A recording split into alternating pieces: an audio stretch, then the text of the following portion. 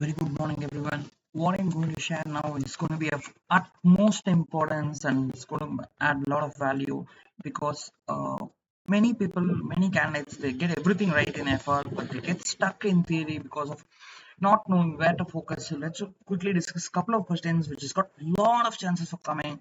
So pay full attention and make note of the key terms.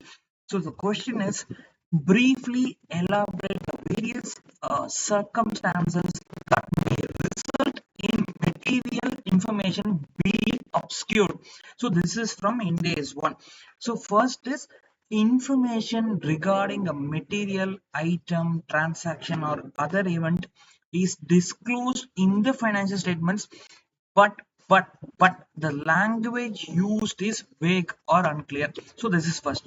Next is information regarding a material item, transaction or other event is scattered. It is not properly, the users, the economic decision makers are not able to understand anything from it.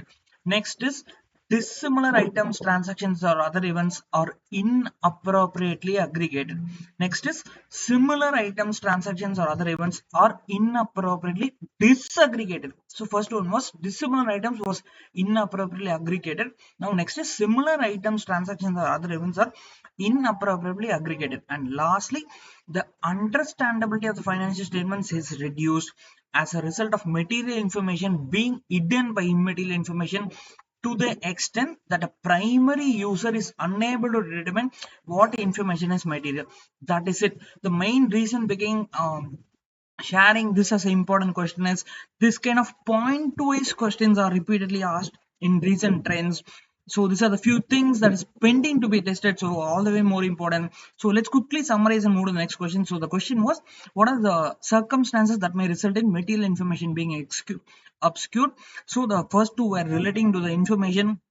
So one is the language used is vague or unclear, and next is information is scattered. Next is dissimilar items. Next is similar items. Next is understanding is reduced as a result of material information being hidden by immaterial information because a primary user is unable to determine what information is material. So this is regarding to the first question. So moving on to the next question.